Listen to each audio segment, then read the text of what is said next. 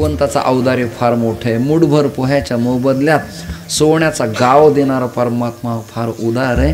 मी आमचं सांगतो सगळ्यांचं, किंवा हे आमचं सांगतो. विद्यार्थी जुने नवे माझ्याबरोबरचे, अजून काही माझ्यापेक्षा सिनियर मोस्ट. आळंदीला जाताना आपण काय बरोबर घेऊन गेलो? काय घेऊन गेलो बरोबर? आई वडिलाचे आशीर्वाद, एक एक पिशवी, ग्रंथाची एक पेटी, मालिका गाथा ज्ञानेश्वरी, माधुकरीचा कडीचा डब्बा आणि जेवणाचं ताट. आपण तिथं अध्ययन केलं, अध्यापन केलं, अजान वृक्षाखाली बसलो, सुवर्ण पिंपळाला प्रदक्षिणा मारल्या, सिद्धेश्वराचं दर्शन घेतलं, कैवल्य चक्रवर्ती माऊलींना अभिवादन केलं, गुरुग्रही अध्ययन केलं, इंद्रायणीचं सचैल स्नान केलं आणि आचारशुद्ध जीवन आपण जगलोत. परिणामतः ज्यांना जेवायला ताट नव्हतं, लिहायला पाटी नव्हती, वाचनाला ग्रंथ नव्हता, झोपायला वळकटी नव्हती, अशा माजी विद्यार्थ्यांना, आजी विद्यार्थ्यांना कैवल्य चक्रवर्ती संत सम्राट ज्ञानोबा तुकोबा नाथरायण एवढं श्रीमंत केलं की नेता, अभिनेता, प्रणेत्या एवढ्या गाड्या आणि घरं आणि ऐश्वर्य आणि लाखो लोक त्याच्या चरणाला नमस्कार करायला लागले. हे ऐश्वर्य कोणी दिलं? तुझे अवदारे जाणून कोणी दिलं? हे दिलं कोणी आपल्याला? आपल्याला देणारा कोणी? दातृत्व, दाता आहे. दातार शब्दाचा अर्थ देणारा. हा कोण आहे? तो परब्रह्म परमात्मा देणारा आहे. आणि त्यांनी मोठं केलं. आता ज्यांचे ज्यांचे नाव मोठे आहेत, ठीक आहे, वक्तृत्व चांगलं आहे, आवाज चांगला आहे, मांडणी आहे, पर्सनॅलिटी आहे, पण हे तरी कोणी दिलं तुला? हे तरी कोणी दिलं? मग देणारा अदृश्य आहे, पण त्याची ताकद नाही असं म्हणणं उचित नाही. ती मांडावी लागते. पॅरामीटरनं, स्केलिंगनं त्याला पाहता येत नाही, त्याला स्कॅनिंग करता येत नाही. पण नाही असं नाही. प्रत्येक गोष्टीला विज्ञानाची परिमापणं तुम्ही लावाल तर अशक्य गोष्ट आहे. पण श्रद्धेनं ईश्वर तत्व मानावं लागतं. मी खूप आतापर्यंत रंगलो, पण शेवटी सांगतेला माझा कंठ गदगद होऊन आसवांची धार उमटली, द्रवली बाहेर आली. देणारा तो आहे. काय तुमचं आमचं विद्यार्थी जीवन आहे मला सांगा ना तुम्ही. सकाळची माधुकरी खाल्ली की सुकलेल्या वाळलेल्या दशम्या पोळ्या वाळू घालायच्या, मिठाचं पाणी लावायचं आणि मस्त खायच्या. 15 दिवसाला, महिन्याला एकदा पाळी घ्यायची.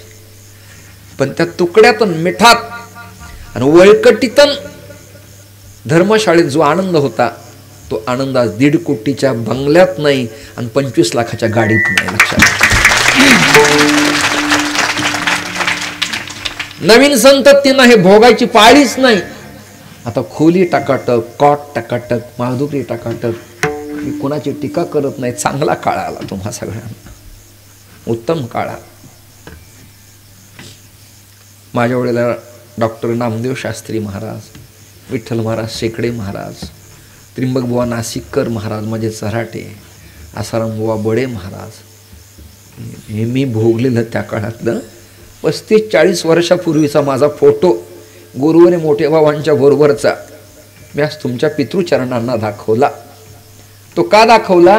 दिंडीच्या पत्रिकेत त्यांचा बुवांचा फोटो छापलेला होता.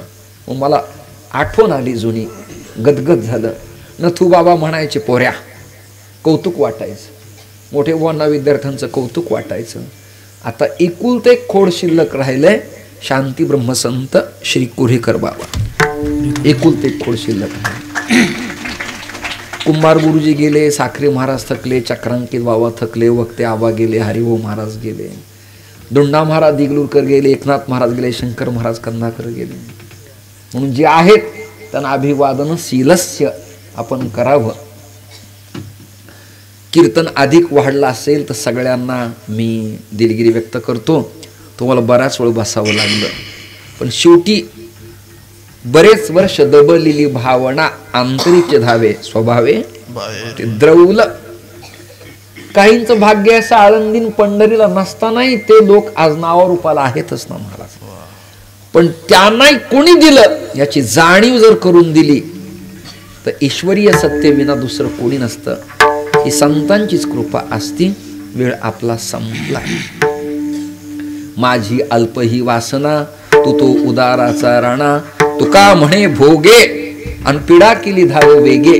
तर भोग म्हणजे स्त्री पुरुषाधिकार, विषय वासना म्हणजे भोग असा अर्थ न लावता जन्म आणि मृत्यू नावाचा जीवाच्या पाठीमागे लागलेला जो भोग आहे त्याची आवश्यकता नाही. तुका म्हणे भोगे पीडा केली धाव वेगे.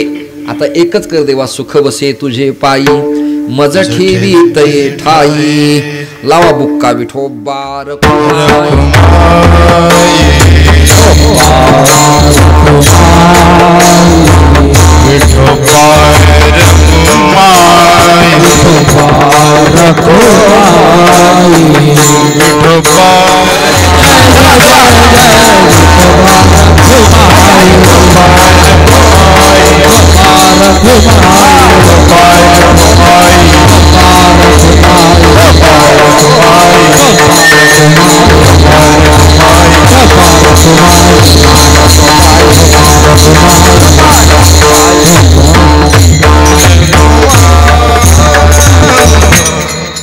तुका म्हणे भोगे पीडा केली वेगे. सुख बसे तुझे पायी मज ठेवी तये ठाई.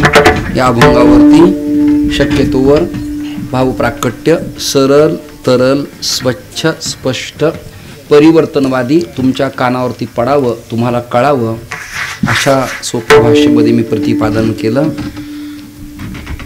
मंडपातील धर्ममंडपातील सज्जन श्रोते, टाळकरी, गायक, संप्रदायातले उपासक, परिसरातील लोक, पत्रकार बांधव, माता पिता, अन्नदाते, आयोजक, मार्गदर्शक, उत्तम पखावज वादक, टाळकरी, माझे दोन चोपदार सेवेकरी, आदरणीय श्रद्धेय श्री स्वामी महाराज, आमच्या बरोबरचा हा विठ्ठल, त्याच्यानंतर आमचे स्वामी मधुरानंद सरस्वती, आमचा अमर जिथे असेल त्याला इथूनच धन्यवाद देतो.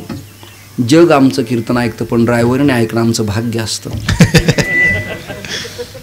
त्याला तरी काय म्हणायचे, पालघरपासून इथपर्यंत आम्ही आलो. इथनं आता सावदा, उद्या पुन्हा खामणी मध्य प्रदेश बऱ्हाणपूरच्या शेजारी कीर्तन करून परतीचा प्रवास वाशिम हिंगोली ती पुन्हा मुंबईला जायचं आहे.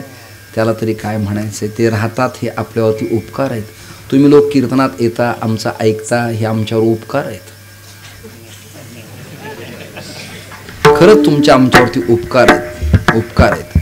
तुम्ही नाही आले तर आम्ही कोणाला सांगणार, कल्पना करा.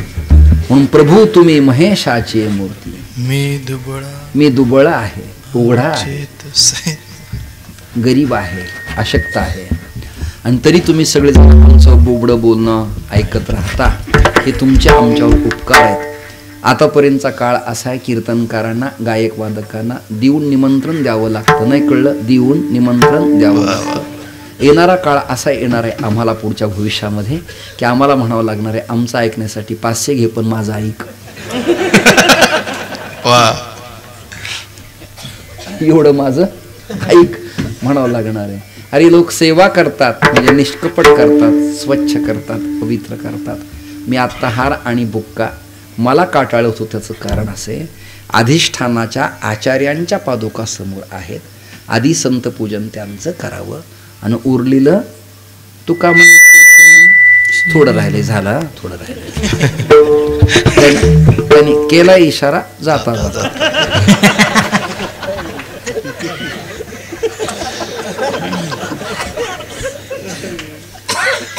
मी जेव्हा यतिधर्म स्वीकारला म्हणजे संन्यस्त जीवन स्वीकारलं, तेव्हा दंड, कमंडलू, मेखला, खडावा आणि चरणपादुका देण्यात येतात. चरणपादुका या समोर ठेवण्याचा हेतू असा असतो, मराठीतला श्लोक सगळ्यांच्या पाठातला आहे. चैतन्यचे वडील, ज्या ज्या ठिकाणी मन जाय त्या त्या ठिकाणी मी ठेवितो मस्तक तेथे तुझे सद्गुरु पाय दोन्ही. सद्गुरु वाचोनी संसारी तारक नसेचे निष्टंक आण कोणी. इंद्रचंद्रदेव ब्रह्मादी करुणी संशयाची श्रेणी छेदी चेना. एक येड्याने मला विचारलं, वेड्याने मला, महाराज एक विचारू, तुमच्याच पादुका तुम्ही कशाला समोर ठेवता हो? मी म्हणलं तुला पादुका सुद्धा कळत नाही.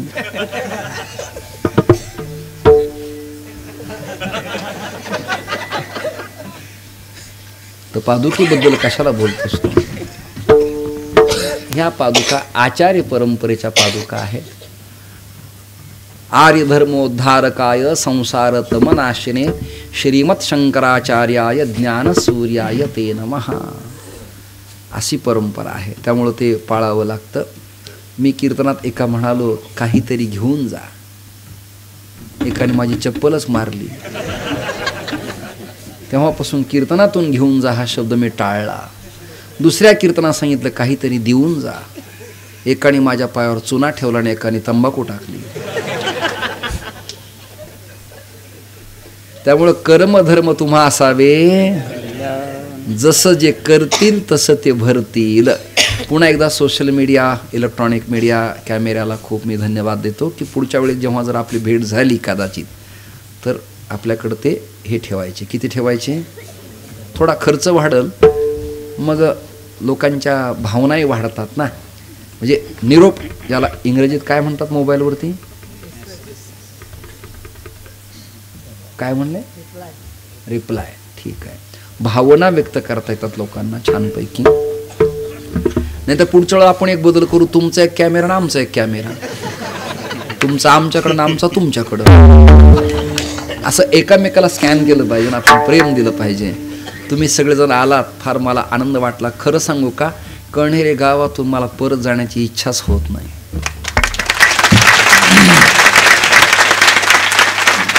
वाटतं दर सप्ताहात रात्री पाऊस यावा, माझा मुक्काम व्हावा, सकाळी आणि आताही वातावरण असंच आहे महाराष्ट्रात. तापमान धुळ म्हणतच नाही, धुळ्याला.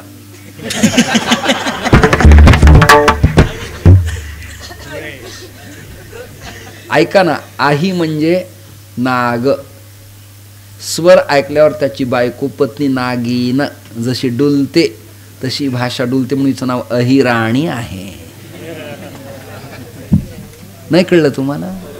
अरे जटा मुकुट आही मोरू सवारा, कानन कुंडल पहिरे ब्याला, तन विभूती पटके हरिछाला. रामचरित मानस में बाबा तुलसीदासजीने दिखाई केण्याच्या उपायी. अही माने नाग, त्याची धर्मपत्नी नागिन, ती जशी डुलती डलन असं काहीतरी आहे,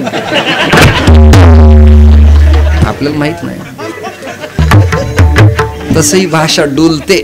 धुळ्याला पाऊस झाला म्हणे, धुळ्याला पाऊस झाला म्हणे. त्याचं वातावरण तापलंय. ह्यांचं लिकरू मला सारखं फोन करतं, चेतन बाबा कुठे येणार आहेत का माझ्याकडं? 3701 असा त्याचा नंबर आहे. त्याचा आला की समजायचा त्याचा नंबर. जेवले बाबा कुठे तुम्ही, कधी येणार आहेत? आमच्या घरी या बरं का, मी बाबाला पाठवतो. बस एवढं बोलतो तो. मला फार आनंद वाटला. गेल्या वेळेला तुमच्या मातोश्री होत्या इथे नागाई संस्थानला, आपल्या प्रणवगिरी महाराजांच्याकडं. इथे तुमची भेट झाली. एकदा काय झालं, माझ्या जन्मस्थानी त्या मठावर येऊन गेल्या, कार्ड दिलं या स्वामींच्याकडं. या स्वामींनी मला त्या तिथनं प्रवासाला लागल्यानंतर कळवलं. इतकं वाईट वाटलं मला की आपण नसताना मठात येऊन गेल्या आणि ह्या बिचाऱ्याला काय आमदार काय खासदार काय येणारे काय सारखे सगळे. त्यांचा सबके लिए खुला है मंदिर यही हमारा. म्हणजे खरं निष्कपट जीवन आहे. पण त्यांच्या लक्षात आलं नाही. मला खूप खंत वाटली की ताई महाराज येऊन गेल्या, आपण तिथं नव्हतो. तर आम्ही तुमच्याकडे आल्यावर तुम्ही आमचा सत्कार करता, आदर देता, प्रेम देता. तेवढंच प्रेम आमच्याकडनं मिळायला पाहिजे. खानदेश वारकरी सेवारत्न जेव्हा मिळाला तेव्हा आप्पांनाही मिळाला, मला मिळाला. खानदेशाचे ऋण आहेत आमच्यावर महाराज. भोपरेकर बापूंनी सगळ्या मंडळाला एकत्र करून मला आणि यांना अजून काही लोकांना 6 पुरस्कार धुळ्याला दिले, त्यात मलाही मिळाला. अजून एक घटना सांगतो, कीर्तन माझं संपलंय. माझ्या कुळात जे नारायण महाराज होऊन गेले, विठ्ठलानंद तीर्थ स्वामी होतं त्यांचं, तर ते पारोळा, सारवे, पिंपरी, त्याच्यानंतर गोंडगाव काहीतरी गाव आहे, देवगाव, तरवडा असं काहीतरी आहे. हां, असं सरासरी न्यायडोंगरी वगैरे, नस्तनपूर या पट्ट्यात ते सातगाव डोंगरी असे उल्लेख आहेत. चोपडा, त्याच्यानंतर ताऱ्यांचं गणपती मंदिर असा उल्लेख आहे. तर ते नारायण स्वामी महाराज या पट्ट्यात फिरलेले आहेत. साधारण तो प्रभाग आहे 1600ची समाप्ती आणि इसवी सन 1700चा उदय. किती? इसवी सन 1600ची समाप्ती आणि 1700चा उदय. तेव्हापासून तुमचं माझं रिलेशन देवाने टिकून ठेवल्याबद्दल मी धन्यवाद देतो. ज्ञानेश्वर माऊली